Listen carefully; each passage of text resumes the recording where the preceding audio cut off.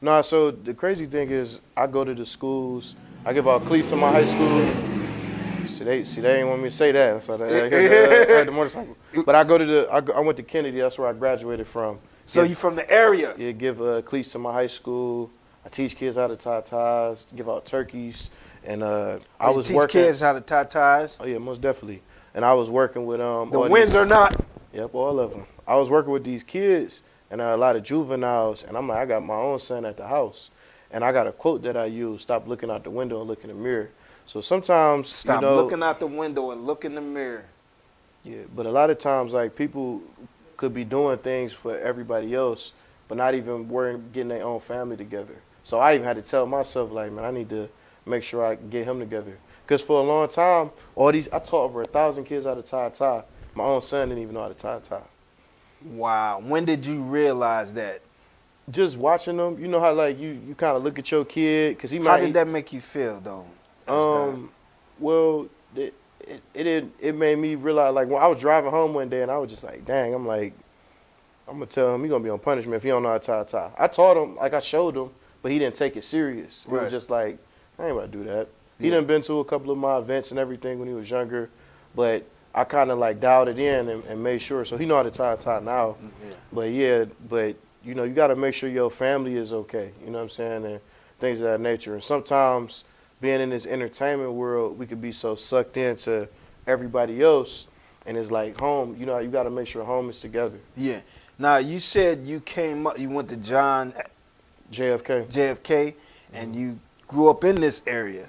Yep. So I used to live over here. I stayed on 105 South Boulevard. I used to go to Corey's. I used to sing in the choir. I was always tall, so I looked like a middle finger. And then we moved to 123rd in Lakeview, right there on Castlewood. I used to go to Stephen E. Howe. Yeah. I went to Joseph F. Landis. And then I got adopted when I was about 9 years old. Then that's when I moved to Harvard, in the Harvard area. You got adopted when you was 9, but you had went into foster care early on. 9 months. 9 months. Yep. Yeah. So, and then your foster parents raised you. Yeah, my foster mom, she raised me. Your foster mom? Yeah, she done raised over No 60. Dad around? Nope. She raised over 60 kids, you know. Whoa! Yep, from foster care kids to her own kids to her kids' kids. To this day. Every time I go over there, I see at least 10 to 15 kids. Wow, still doing it. Mm-hmm. Still doing it. Yep, she got a. Are you appreciative of your foster mom? Yeah, most definitely. So I started this. It's called Santa Claus. Santa Claus. So I give out toys for the holiday, and I'm not your typical Santa. I might have a red trench coat on, you know, and I wanted to do something nice for her. So I had a couple of my guys dress up, and we sang Christmas carols to her, and I gave her some money and some gifts. Just let her know I appreciate her. Wow. Wow. To your foster mother. I know she had tears in her eyes as that. Mm-hmm. And I know some of them foster children were around too when you did it. Oh yeah. The reason she's one of the biggest reasons I give back now. She's one of the biggest reasons you give back. So Martin DePore is right there. Yeah. She used to take us there when I was like 4, 5, 6 years old, and I remember seeing Santa Claus, and they used to give out toys and stuff like that. And I said at a young age, I'm like, man, when I get older, I'm gonna be the guy that come back and give out toys to the neighborhood. But I want that person to look like us, you know, because I got a daughter, and I feel like a lot of times we see these images online, and it's always a white man. It's not. And when you see a black man, the black man always get bashed. They always apologizing, you know. So I want to be, you know, someone who can be as a superhero. I want my daughter looking like a white guy gave her gifts. No, your dad gave you those gifts. Huh? Your dad gave you them gifts. Yeah, a lot of kids thinking that stuff falling out the sky. It just appeared under the tree. Nah, it ain't. You used to go to sleep early? Because my mother told me that Santa only flies across the sky at night. Yeah. You know, and he gonna come down the chimney. Yeah, so you used to go to sleep so you can get up. I used to want to see him because I used to get told them same stories. So I would sleep with one eye open. Yeah, I never saw him. Never saw him. No, never seen it, man. All I seen was my mother saying, Was live. yeah, lies, man. And you know what, though? I don't know how after 400-something years, after all these years, we still perpetuating these themes. Christmas. We still perpetuating it, knowing that all it does is bring anxiety, it drains your pocket. Not saying you shouldn't do anything for you. I'm not saying that. Right. But to be focused on a particular day for so long a time and acting like it's not from our own sweat off our own brow, yeah, that's kind of, you know. But Yeah. Stanley, you mentioned something. You said she was the reason. Yep. So you got a lot of love from your foster mom. Oh yeah, I didn't have a bad experience. You didn't harbor anything about being adopted, about being in the foster care system. You didn't harbor those. Some children harbor ill feelings. I didn't get touched. I didn't, like, nothing bad happened to me. I used to fight a lot though. Fought my brothers. You had anger issues? Yeah, I had a lot of anger issues. Behind being in the foster care system? Well, it wasn't because of foster care. It was because I didn't know who I was. And, Identity crisis. And I talked, you was talking about the guy that's coming on that's talking about emotional intelligence. And me and him speak all the time. Tawan Spencer. Shout out to Tawan. And I was telling him, just like I tell a lot of the teachers and some of the counselors and the therapists, a lot of the reason why a lot of us go through things is because we don't know who we are. And we lack self-esteem. Because our dad might not be there. We might have grew up in the system. Some guys go to the streets because they might be looking for that love. So they might get it from their guys or their bros on the street. You know, so that's why it's important to know who you are. So look up your history. I'm doing a documentary right now on my family history. You're doing a documentary on your family history. Both sides. I was able to trace back to the late 1700s so far. What about them uncles or them cousins that say, hey, S. Dot, you know, listen, I don't really need you to put my likeness or talk about me and I ain't too proud. It ain't for them. It's for our great grandkids. You know, so we need to put that stuff out because we got everybody else telling our stories. That's interesting, man. But That's really dope. We need to tell it. We need to tell our stories. So in your documentary, and I'm sorry if I cut you. In your documentary, you're talking about your family's upbringing, the people that came before you too. Yep. Wow, how real is that? I got my great grandparents on both sides, death certificates. You've got your great grandparents. He's got his great grandparents' information. Yep. So when you got the death certificate, and this is a way to. How did you end up with that? You must have asked around and gathered this stuff up. You know. I've always been a curious person, and like I said, I'm a historian. Okay. And me going in through foster care system, like I said, I didn't know who I was. So you can find yourself. The reason why a lot of people might say, well, why are you so confident? Some people might call it arrogance, but really it's just I know who I am, you know, and a lot of people might be having their head down and all that because they don't. So why is it that a lot of us live in certain environments? So if you take a pig and you put a pig in a wilderness or a jungle, that pig going to turn into a boar. It's going to grow hair, fangs, it's going to be big, it's going to be aggressive. But if you take that same pig and put it in a nice green grass, nice loving family. I've seen that with my own eyes. It's going to have pink skin. It's going to be loving. And that's what the society has done to the black community. Yeah. They put us in these pockets, and then they wonder why we so aggressive. So, like, that's why I don't fight the young guys, like, when I talk to them in the schools, or even the young women, because they pushing a lot of promiscuity right now. Yeah, and a lot of nudity, you know, just which all leads to a lack of self-love. Yeah, and I have a daughter. I have a 4-year-old daughter. So my daughter, she'll put a little dress on, and she come in there, and she wants me to tell her that she's beautiful. So imagine a lot of the young girls that don't have their dad to tell them that, because ultimately I'm her first love. So I'm like, oh, I'm hyping her up. Oh, turn around, you so beautiful. Oh, you so pretty. Oh, you so smart. So I'm giving her all of this at a young age since she was born, coming out of the womb. You know what I'm saying? And even the guys, the younger guys, same thing. Because the child needs discipline and love. That stuff matters, man. It matters. You know, when you got an elder around, they say, man, you intelligent. You sharp, brother. I needed to hear that stuff. I didn't know I needed to hear it, but it ended up working for me. You got to hear it. You know, that's what disturbs me when I see people tear down their kids. Like when I was coming up down the way, you know, down in the projects, I had a neighbor stay right across right above us. And she was a single mother. She had 3 kids. I tell this story all the time. She used to downgrade her kids, curse them out, call them all kind of names, even when she was just joking around. Call them all kind of names. You look like your damn daddy and all this. But guess how they turned out? The 2 boys in prison for murder right now, and the daughter is a dyke. Yeah.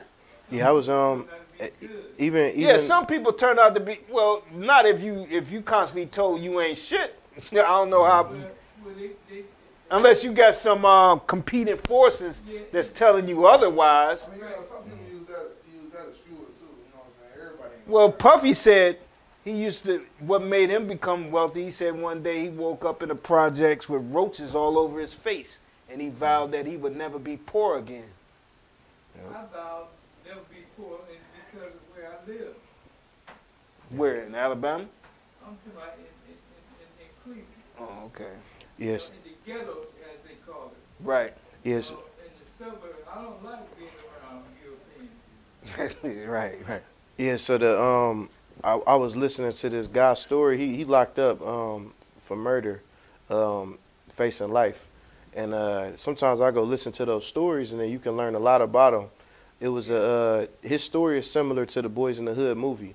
So in Boys in the Hood, you had Doughboy and you had Ricky. Yeah. So Doughboy was the Hustler.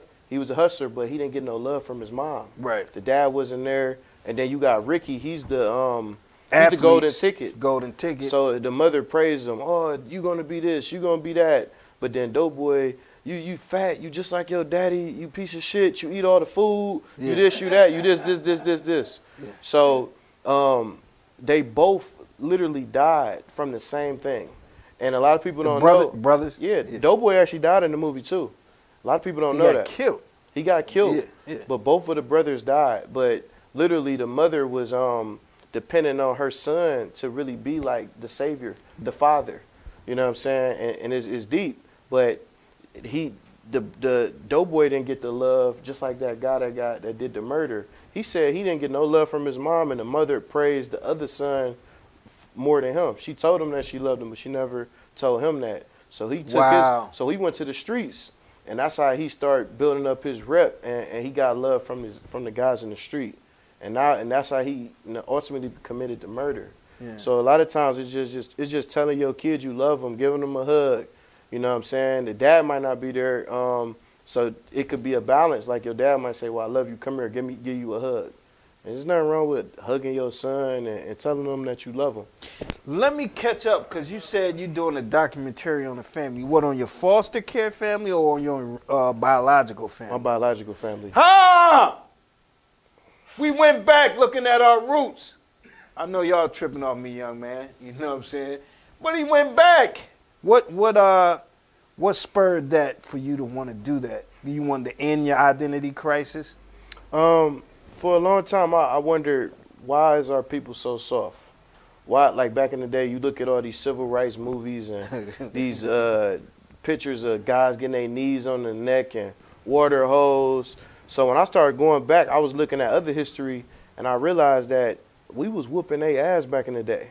Yeah. Did you know even the firefighters, how they show the water hose? Yeah. What they don't show is we was whooping on the water hose. That's why the back of the cab used to be open.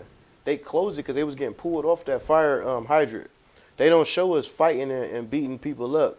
They only show images of us getting beat. So when you see that as a kid, you think we're weak. You think that's why guys may not have that self-esteem. You know what I'm saying? And you got all these images and femininity. You know what I'm saying? Going there and not no masculinity. So once I start looking at other history, I'm like, man, I wonder what my family history looked like. And my dad passed away too, and I wanted to learn more about my father. You know what I'm saying? Your biological father. My biological father and my dad, we got the same name. I'm a junior. You got the same. You were able to keep that. Even though So, he was, but before I was in foster, like when I was in foster care, my last name used to be Davis. And when I got before the foster care. in foster care. In foster care. Okay. And actually, I got my records. And if anybody watching this, if you are in the system, you got records. Like they got records. You can go downtown, and they'll give you your records. So they document your life. So they documented my life from when I was like 9 months until I was 18. While being in a foster care and being adopted. And everything is on there. Your great grandparents. Your how did they pass away on both sides? The illnesses. Talking about your biological people. All that information. Everybody, anybody in the system. So you went there and started. I didn't even really. I glanced at that. I didn't even really like look at it when I first got the records. I just wanted to really know about my dad. You know what I'm saying? And then my mom. I didn't grow up on that side at all. Tell me candidly, as Dot, when you started looking into your family history, looking into your father, getting to know your dad, did you start to see yourself in your dad? And that's the thing. Like when you find out your family history, you then understand the person you are. So my personality, like my dad was he was real. He could sell Kool-Aid in the middle of Lake Erie. He was a hustler. I never seen him pay full price for nothing, and most of the stuff he got for free. My dad, the crazy thing about my dad was in the nursing home before he passed, and he wound up getting on with the nurse, and she moved him in her house, started taking care of him at her house. Yeah, player vibes. We'll be right back in a minute with Mr. Stanley Gordon. Pardon me 1 second, good brother. We invite you to something epic, you know? Where we hustle out of the sense. Are you going out tonight or this weekend? If so, you looking good. So now, why don't you get the smell good? Get your body oil only at the Player T Oil Shop. Stop in or call us. 216-355-9702. Get yours today. Oil Shop. Smell good. So good, so good to me. Yeah. Good. Rolling bean pie. Best on earth. Baked freshly daily. Rolling bean pie. Get yours today. Call us at area code 216-355-9702. We will deliver to you. Call us. Get yours now. Bean pie. Are you going out tonight or this weekend? If so, you looking good. So now, why don't you get the smell good? Get your body oil only at the Player T Oil Shop. Stop in or call us. 216-355-9702. Get yours today. Oil Shop. Smell good. So good, so good to me. Yeah. Good. Rolling bean pie. Best on earth. Baked freshly daily. Rolling bean pie. Get yours today. Call us at area code 216-355-9702. We will deliver to you. Call us. Get yours now. Bean pie. Are you going out tonight or this weekend? If so, you looking good. So now, why don't you get the smell good? Get your body oil only at the Player T Oil Shop. Stop in or call us. 216-355-9702. Get yours today. Oil Shop. Smell good. So good, so good to me. My mind is infested with sick thoughts that circle like Player T, that's me, Hollywood in the hood. Doing it really big. And listen, I want to remind you, if you like what we got going on and you want to see us continue, you know, we're going to do that regardless. But if you want to help us out, you can. You know, you can make a financial contribution, a donation. You're at the website, you know, whatever. It doesn't matter. As often as you can, too. Sure. You know, you could do that, you know, straight up and down. It all helps to keep shining the lights on the stars that we are, know, and love, and aspire to be, like Mr. Stanley Gordon right here. Hearing the truth. Hearing the truth. Yeah. Where you gonna get it? Y'all want to hear all that other crap? Y'all can go to them podcasts and them other shows that talk about all that nonsense. Nonsense. You know, y'all can go watch and listen to them. If y'all want the real shit, you better stay down with a player. You better sit down with You know what I'm saying? I'm right here with Mr. Stanley Gordon.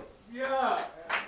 Yeah, now, you know, I just think that's real nice you're doing the documentary, and I ain't going to spend too much more time on it, but as you started to put that together and look into your family history, was that some of that give you some of the gall to want to figure to solve your identity crisis?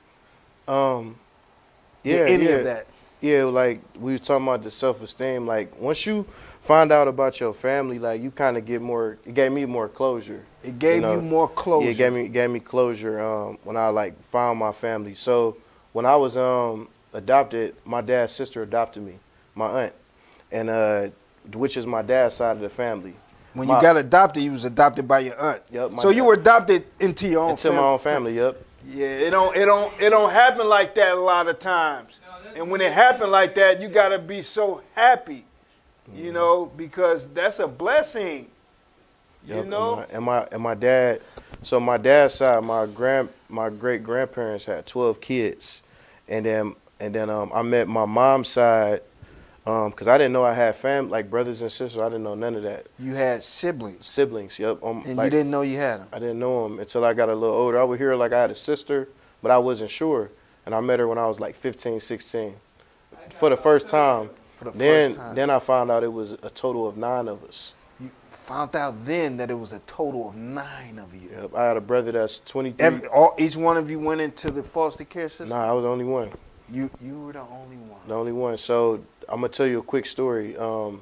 My brother told me this when he was like 22, 23. He ran into a house. He heard a baby crying, top of the lungs, just wham, wham, wham. He seen the guy shooting up and downstairs. Ran upstairs, seen the baby sitting on the couch. Lady about to shoot up his mom. He like, who is this kid? Like, why would this baby? Slapped the needle out her hand. The baby was me. You know, that's how I got put in the foster care system. So because I was born in 1990, so the crack epidemic was, you know, in the 80s and everything. So I literally came from that.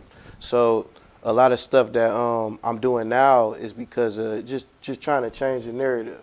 So when people be playing with certain stuff and I know about like the history of how I came into this world, even if you go on Google and you just type slave, there's gonna be a guy with his back like beat. His last name is Gordon. I seen that. That's crazy. You said, and I seen that picture too. Yeah. That's true. Who you think related to him? So when they be saying all this stuff, and me knowing, me looking up the research, the history and things of that nature, is like that makes me upset. You know what I'm saying? Or when people talk about us, or even talk about the city. That's wild you said that, because that's in the almanac or the encyclopedia. Yep. You look that up. It is a picture of a man. It's like a greenish picture. Yep, his back is all these and whips. His back, it got all these whips on, whelps from being whipped. Mm-hmm. And it is Gordon. Last name Gordon. That's my last name. Wow. Damn. And the crazy thing is, like my great grandfather, he had we had land. My family come from Arkansas, so they started moving here in the 50s. Arkansas and Louisiana, and then my dad's side, my mom's side, Mississippi and West Virginia. But my dad's side, my great grandfather, he had this land. They just sold it a couple years ago, and I got a check for over $2,000. So that money was trickled for over 100 people. A piece of property, a piece of land. The money was trickled where you were able to receive. I got a check. Ain't that the realest ever right there? That's the realest. That's the realest. You said your grandfather? So my great grandfather, they owned land, so it was 12. It was 12. He had 12 kids, and my grandfather had a twin. So long story short, that land, they was selling the land in Arkansas. That land was sold. I want to say 3-4 years ago. my dad passed away. So who was the money gonna go to? His portion went to me. Each family from those 12 kids. What? You found out about it and you threw your name in a hat? You had to go fill out the form, or it just happened like that? No, I ain't no find out. I was, it's each family. We all had to sign, like to get a check. Okay. You know what I'm saying? And my grandfather is one of the kids, so his portion is going to go to his family, which is me, I'm my dad, and then and his sisters. Right. So, but it was probably like 50 to 100 of us that received a check. Wow. So these are things that I find out, and just imagine a lot of people don't know their family history or know their family. They might have land out there, they might have assets, resources, and the reason why they keep us in a sleeper state of mind because they don't want us to go look for those things. Yeah. So when you start learning about your history and you finding out, like, your people might have minerals and resources and then you might find out, like, my grandfather was good with his hands. You know what I'm saying? I didn't imagine if you don't know that, because I was listening to LL Cool J, and his grandfather or great grandfather was a boxer. Then never met him a day in his life, and then he won his first album. His first song, "Mama Gonna Knock You Out," he was in a boxing ring. See how powerful that is? Yeah, that bloodline. It's the bloodline. Yeah, that bloodline. Hold on, what do your people think of your documentary and those efforts? They love it. They all support me. So I had an aunt that was doing it already years ago. She passed away. And you she took had, up the idea? But she had everything. She had all the documentation. You took some of that stuff and involved it with your product? I couldn't because it all got thrown away. She passed away. So nobody else was doing it. Thrown away? Yeah, like when you pass away, people don't.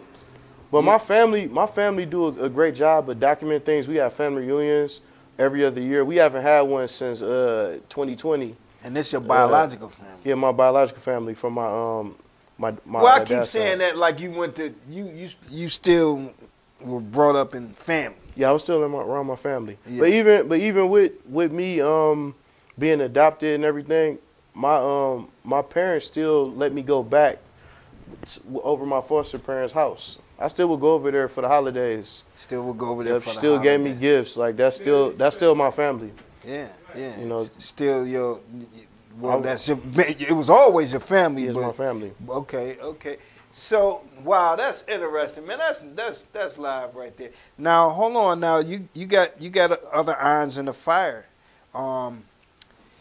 You got the men in suits, and did that lend you to this move where?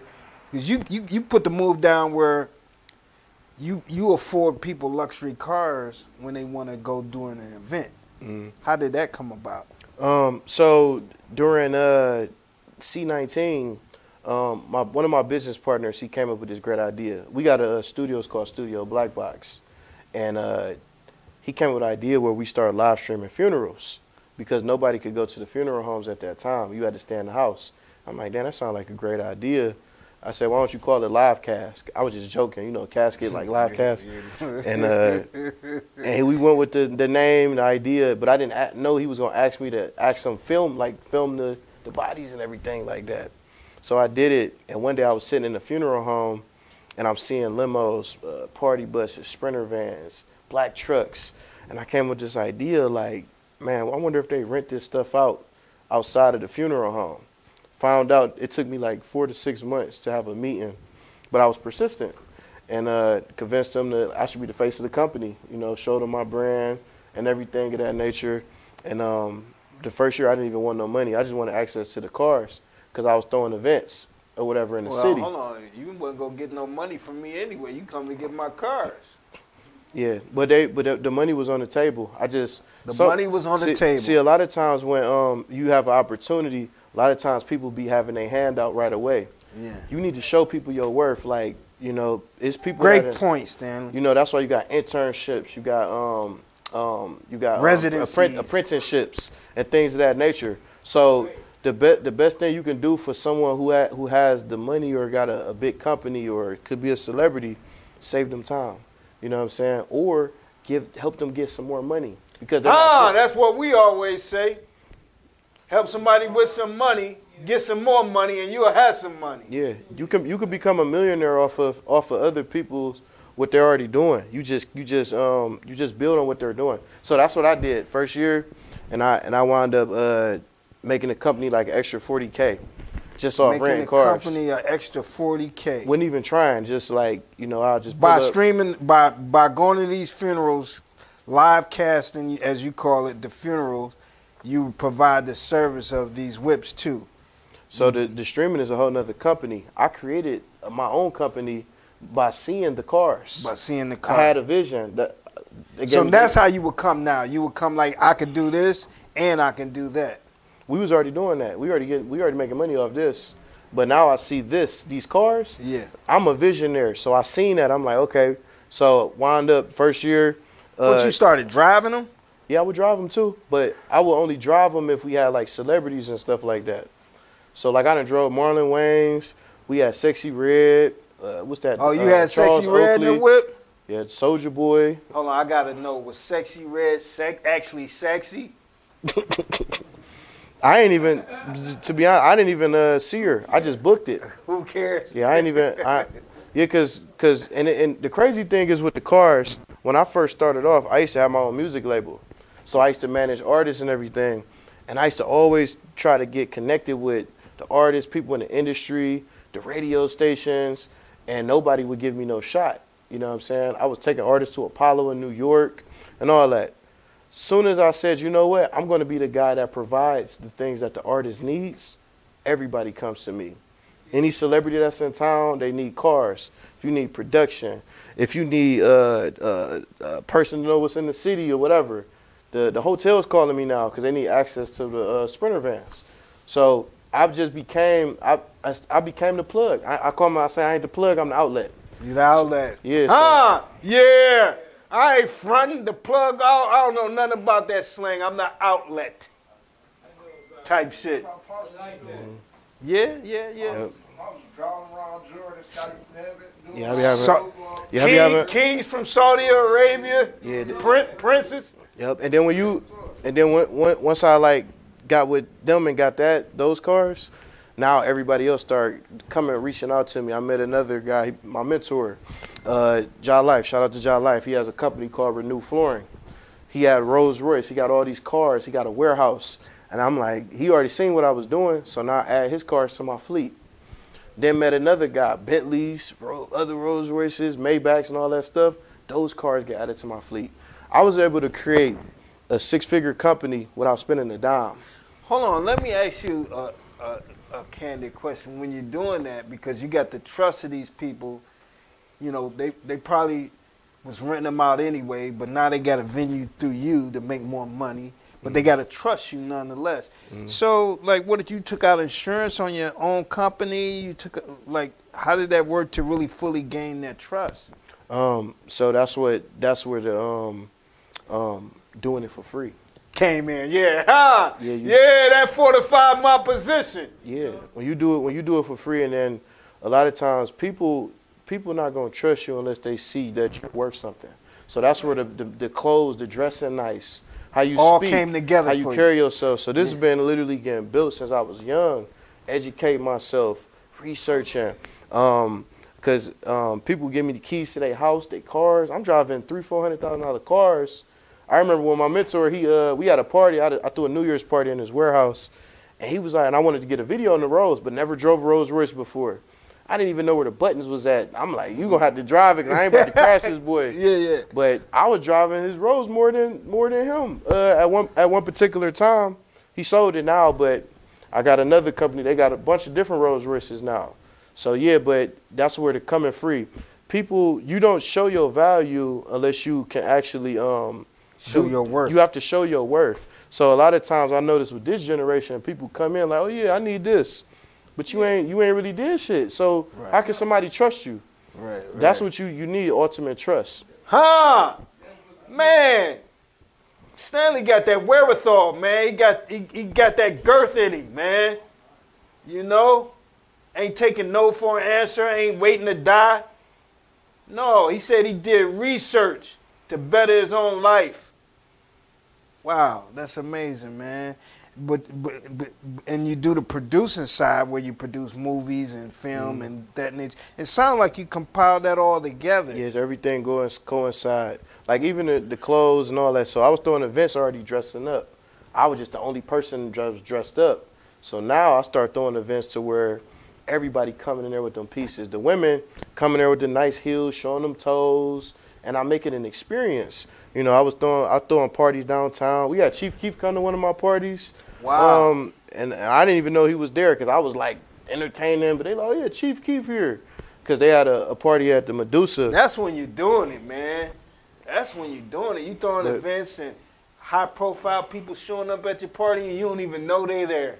Yeah, but That says a lot about your character. and when they pull up, they seeing all these cars. I got limos. You see what I'm saying? Yeah. So you get that experience because when people from Miami and Texas and Cali, they looking at my page, they like, damn, that's in Cleveland?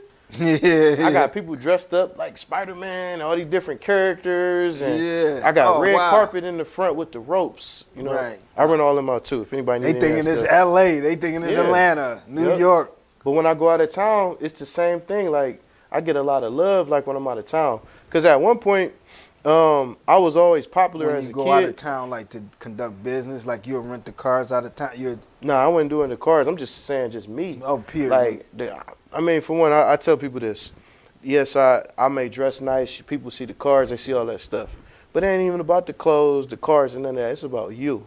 It ain't what's on you. It's what's in you.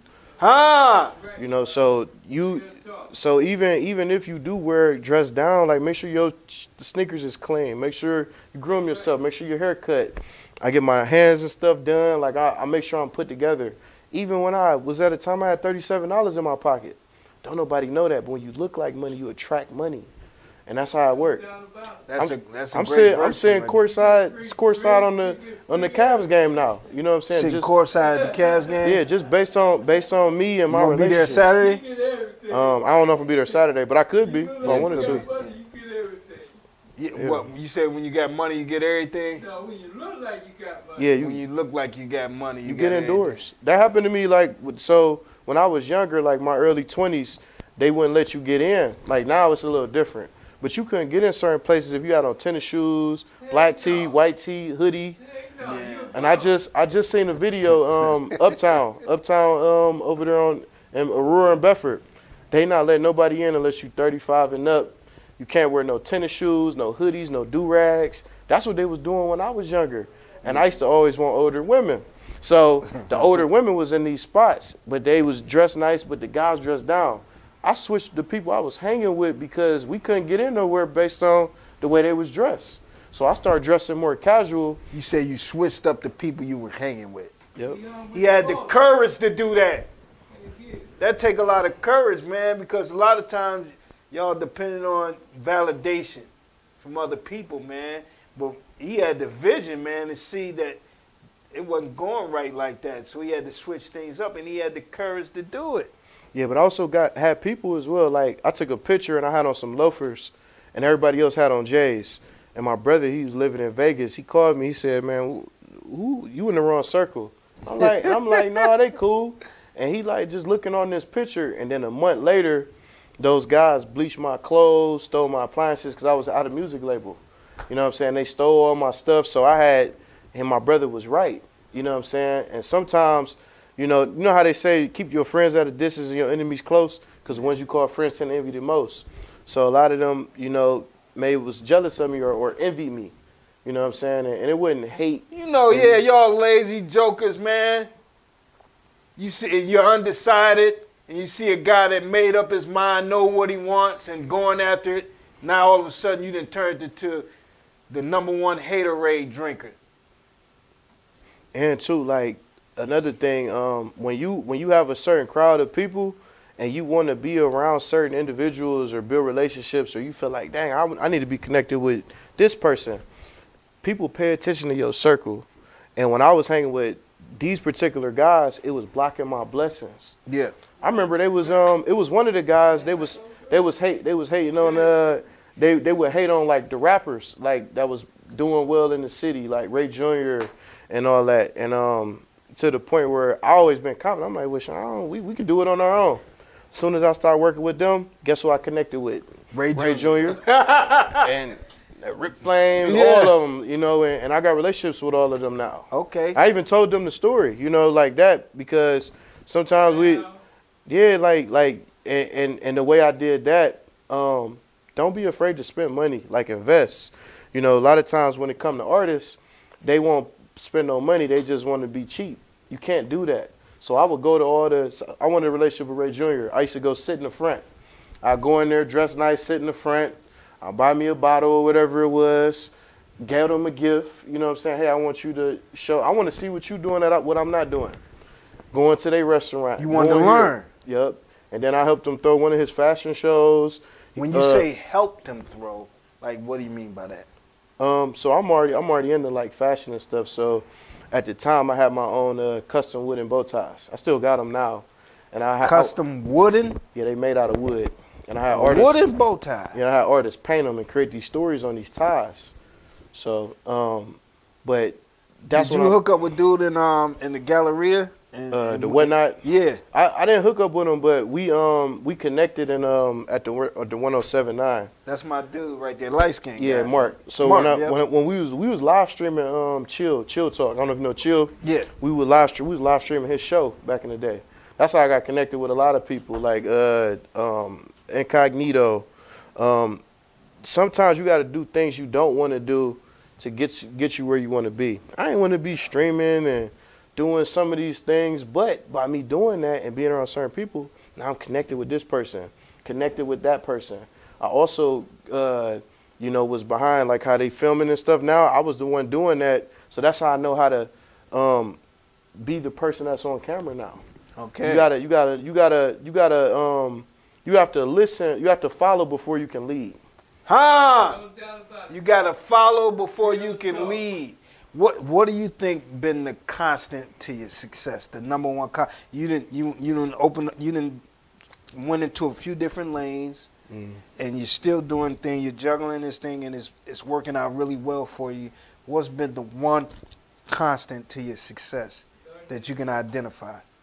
Well, one of them is relationships. You know, I'm constantly, want to evolve in my relationships, and then just making myself uncomfortable. So constantly want to evolve in your relationships, grow, mature, learn, and apply yourself. And two, like anybody that want to network, because I have a certain personality, so I'm not afraid to talk to anybody. You know, and if you don't have that personality, connect with somebody that has that personality, so you can learn those skill sets from them. And that could be uncomfortable too, like walking in a room with a bunch of millionaires. Yeah. I was at the Tyler Perry, they had a cast here, and I got invited, and I went in there, I had bought me a little cheap suit. This was when I was in my early 20s. Okay. And I went to Office Max, got some cheap business cards. I had like $29 in my pocket. So I'm walking in there, and I'm meeting all these people that I watch on TV on an everyday basis. And they looking at me like I'm a millionaire, because I got the walk, the look, you know what I'm saying? Yeah. But at the time, I wasn't prepared. Like, I ain't had no office. I ain't have the things that I have now. Yeah. But I act like I did at that time. Yeah. But once they like, oh yeah, give me a business card. We need to link up in here. Do this. But I ain't had no business at the time. Yeah. So what I did was I took notes. I'm like, all right, I need to give me an office. I need this or whatever, because these are the questions they asking me. So I'm tightening up on my tools. Right. Taking notes like I'm in school. Right. That rhyme, no pun intended. No, you was an artist, right? Yeah. At one point. Well, I manage artists and Oh, you managed artists. But I do have music that I've done. It's gonna be coming out. What kind of genre of music is that? Hip hop, R&B, all that stuff. Oh wow! I play a Mac named Stan Gorgeous. Stan Gorgeous, you play a Mac. What you mean in a film, in a role that you produce? I got a show coming out. It's called OIC. OIC stands for Only in Cleveland. Only in Cleveland. What is it gonna be, like a internet-based show, like a web-based show? It might be on Tubi. I might put it on Tubi. Might put it on Tubi. So it's gonna be OIC. Then it's gonna turn into a film later called Liquid Gold. I got my own fragrance called Liquid Gold.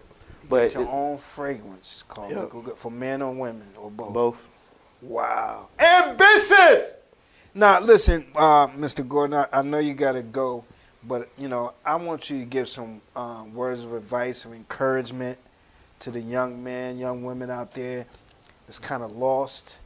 They got all these grand ideas, maybe like you, but they don't have the strength and the conviction to bring it to fruition. Can you help get them to maybe not where you are right now, but at least on that trajectory? Mm-hmm. I would say to all the youth out there, get you a mentor. If you don't know who a mentor is, it's somebody that can help you. Young men, listen up. It's somebody that can help you other than your parents, that you can see as a leader, a role model. And say if it's something that, okay, so I wanted to be a millionaire, so I start hanging around millionaires. If you want good credit, hang around people with great credit. If you want to own a home, hang out with homeowners. If you want to be married, hang out with people that's married. So you have to switch your circle. And I know everybody wants to be what everybody's doing now, but you got to be a leader. And you have to be a leader, and you got to be the one that people follow. Because, like, even when I was in school, I didn't do what everybody else was doing. I wasn't smoking. Just because you smoking don't mean I'm going to smoke. You know what I'm saying? I ain't going to knock you if you smoke, but I'm just not going to do it. You know what I'm saying? Because that's not what I do. So you got to be able to stand on your own 10. But get you a mentor. If you don't have a mentor, you can get a mentor. Go on YouTube. Find somebody that you can see that's confident, especially you men. Get you a guy that's confident online like Player T. Listen to him. See how he moves. See how he dress. Okay, well, I need to dress up. This is how I need to talk. Educate yourself. Read books. It's a book that I read, Think and Grow Rich, by Napoleon Hill. That's a popular book around here. You got the Art of War. Okay. Rich Dad, Poor Dad. Boy, he calling out all the books in your library, man. If you're an older man and you're in a relationship, a way of the superior man, that can help you within your relationships. You know what I'm saying, like that. But I like David Goggins too. He's somebody that I look at like for motivation. I like Tariq Nasheed. He's a very confident. From Hidden Colors. Yep, Hidden Colors. Yep. Yeah. But any events coming up? I got a Father's Day event I'm throwing. It's called Flowers, and I started this to give men their flowers because I feel like, it's coming out June 13th. We're gonna have it at Renew Flooring, my mentor's building, we're gonna give men their flowers. When you say give men their flowers, you're going to give men recognition that's actually being stand up in the community, that type of thing? Yep. So it's not just actual fathers, but coaches, neighbors, teachers, stepdads. Yeah. I feel like a lot of men get bashed. They get bashed based on someone's dad that might have not been in their life, or the man that they might have had a child with. But you do got stepdads, coaches, neighbors that do step up to the plate. And that are father figures in those child's lives. Yeah. So I want to do something where I can bring the morale up within for the men. Yeah. So I came up with flowers, and I'll be giving out gold flowers to men, the metal flowers. Yeah. Yep. So they can get their flowers. We only get praise when we in the grave. Huh? We don't never get praise. You hitting us with them quotes. That's Dot. Mm-hmm. You only get praise when you in the grave.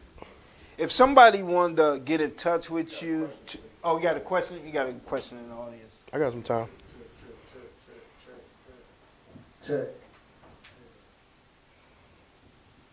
Do you think that the dark-skinned brother was kicked out because of being a male? I mean, what is the solution to the problem that we're having, you think? Can you, I'm about to say, the solution to all the things you were talking about. Which one? Like being a role model, being a guide, kids don't know what those things are. Mm. They really don't. Because I was put in prison, I was taken away from my kids. The Europeans know what he's doing.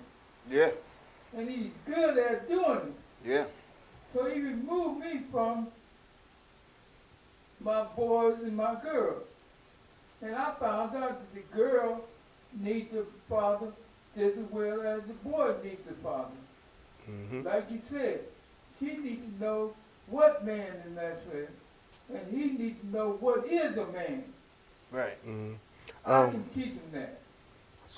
So this was done purposely because, and another thing too, like our women, we gotta be on the same page as the men, because what they do is they separate the man from the child and the family, because now it makes the woman vulnerable and it makes the kids vulnerable. So now people can come in and they can do whatever they're gonna want to them. That's right. So that's why they do that, and that's where like the whole the projects, Section 8, all that crap. you know, they put all of that in there, and they said the man couldn't be there, only the woman, you know. And to be honest, at first it wasn't even for the black community, it was for the white community, because they get more of those tangibles than we do. Like, it's more homeless white people than it is black people. So they was More doing Europeans on the welfare than the dark people. Yeah. So what happened was they a lot of black people start using it, and they start weaponizing it for our people and separating us. That's where the whole redlining came in. Yeah. It's been a lot of things that's been done to us. Like I was talking about, the black exploitation era. You have the crack epidemic, like, which I told you both my parents, you know, that's why I was in foster care. So it's things that's been done. That's why I don't fault my people, because I understand the history, and everybody blames the black man. The black man did this. Yeah. The black guy did that. It ain't my fault. But I feel like What's the rapper name? Mystical. It ain't my fault. He just weak. But I feel like they say that because it's a code word for another man. So they use black man because we get blamed for everything. But the beauty of it is we're the strongest, because we've been through so much. You know what I'm saying? And we're still standing. So that's why, like, when I have a bunch of men dressed up in suits and I'm going to the schools, it's deeper than just us dressing up. It's to show confidence and give self-esteem, not just for the males, but also the young girls too. Do you get to thank you, Stanley Gordon? My son, he's making strides in life. I appreciate you. Do you hear that? To be honest, I don't get a lot of thank yous. They don't even know. I don't get a lot of thank yous. Yeah, I don't get a lot of thank yous. But I do get it from I had some of the kids, they grown now. I had a kid that was that just finished the Navy. He ain't a kid no more, he grown man now, but they asked him who was his role model, and he said Mr. Gordon. And he said he remember he was coming up to the school, he was doing this. Wow. And you mentored a rapper that made it big. Yeah. Or artist? Yeah, I ain't gonna say his name though. Man, you ain't gotta say his name. He had signed a $1.2 million deal with Priority. And even Bashir, I remember Bashir Jones was coming up to JFK, and he was talking to us, and I was one of the kids he didn't even know. I'm bringing him on my show in the near future. But yeah, he came through this program called Brick, and you know, and a lot of times when you're a man that showed like masculinity, or fathers that their kids are winning, they always bash them.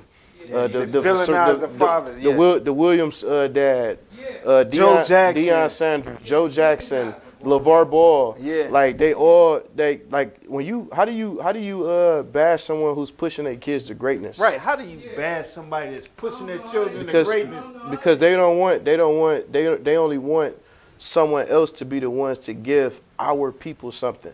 That's why we have the government that's giving you these things. Yeah. They want to be the ones like, yeah, I did that. Yeah. But the thing that can give is the black man. That's why the Black Panther movement was dismantled. The Black Panther, they gave you food, shelter, protection. When you can feed a nation, you can build a nation.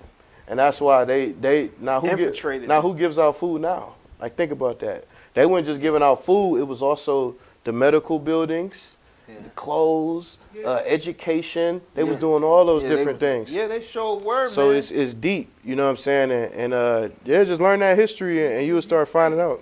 Appreciate you, man. Hey, I want to thank everybody that tuned in from around the world. even if you had them slanted eyes and you was looking at my lips and couldn't understand what was going on, you know, we appreciate that. You know, if you learned anything from Mr. Stanley Gordon being on tonight, I hope you absorb it and hold on to it and share it with the next individual coming up behind you. Play it T, that's me. Hollywood in the hood. Appreciate you, man. We'll take a few pics before you go. Well, man, it's a time up, though.